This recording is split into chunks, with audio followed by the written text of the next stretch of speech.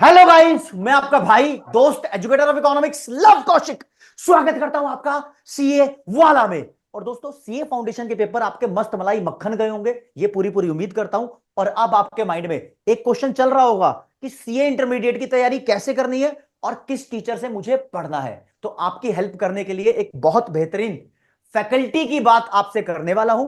Actually सब बच्चे जानते हैं, जब सीए बन जाएंगे तो तुम्हारे पास बहुत अच्छी अच्छी फील्ड में वर्क प्रोफेशन के ऑप्शन होंगे। आप टैक्सेशन का काम कर सकते हो, फाइनेंशियल कंसल्टेंट बन सकते हो, या फिर खुद का ऑफिस खोलकर सेल्फ एम्प्लॉयड भी हो सकते हो। और मैनी मोर अपॉर्चुनिटीज हैं।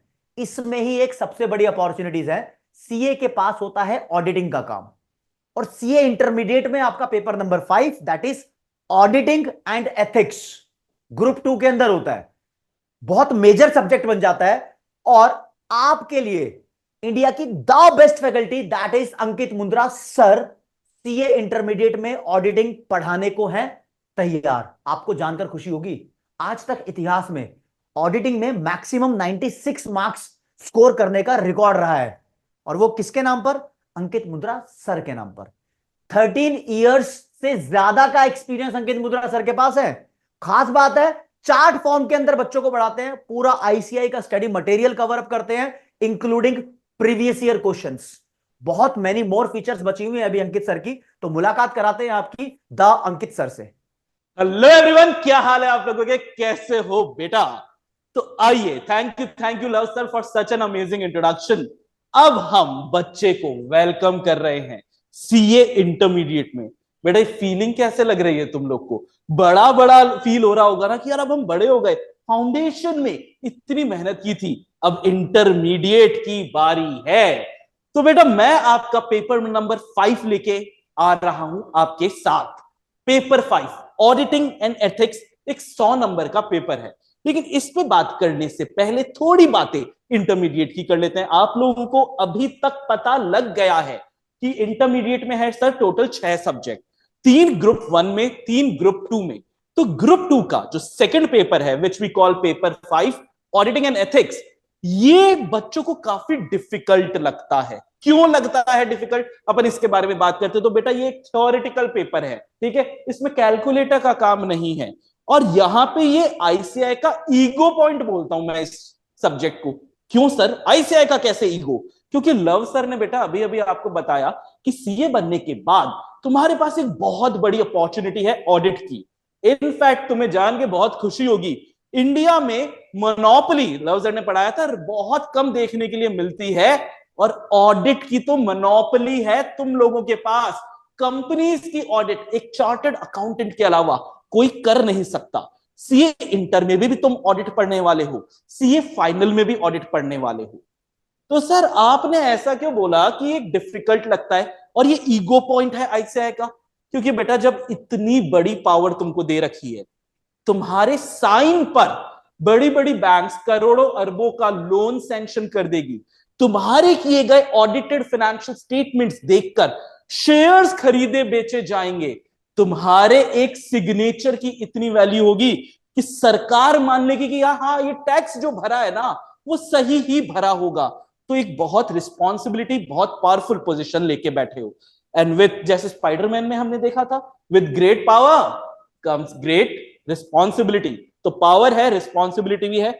आईसीआई कहता है कि देखो, हमने बहुत रिसर्च की है, एक एक शब्द का चयन, जब एक चार्टर्ड अकाउंटेंट रिपोर्ट बनाएगा जिसके हम ऑडिट रिपोर्ट कहते हैं, एक एक शब्द का चयन रिसर्च करके किया गया है। और हम हमारे बच्चों से यही उम्मीद करते हैं कि वो इन्हीं शब्दों को लिखेंगे।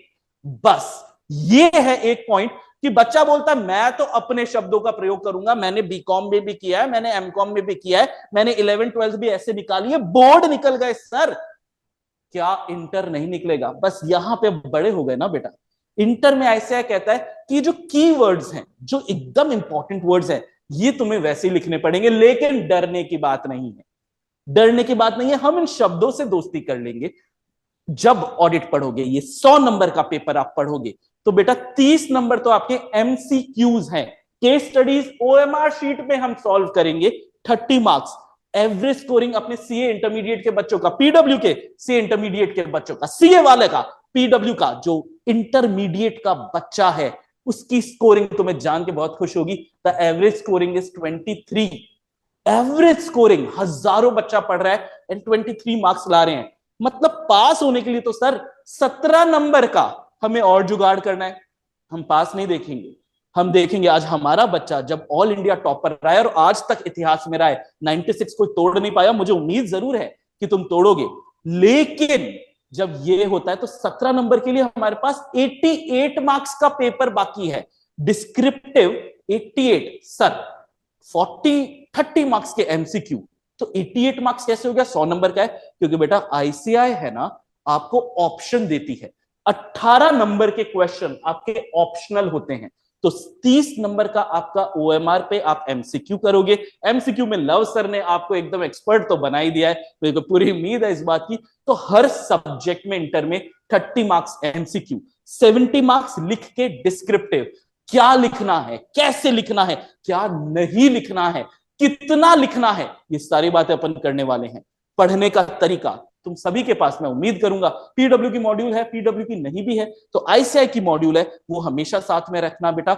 आईसीआई अपने लिए भगवान हो जाता है यहाँ पे, हाँ अपन ही भगवान है, एटीट्यूड आईसीआई में आ जाता है। तो भाई वो मॉड्यूल अपन पास में रखेंगे। मेरे साथ जब तक तुम्हारा कोर्स खत्म होगा, तुम 4 बार उस मॉड्यूल को रीड कर चुके होगे, जिसमें से ये 30 नंबर आते हैं और जिसमें से डिस्क्रिप्टिव 70 नंबर आते हैं। तो मिलते हैं बहुत जल्दी अपनी क्लासेस में।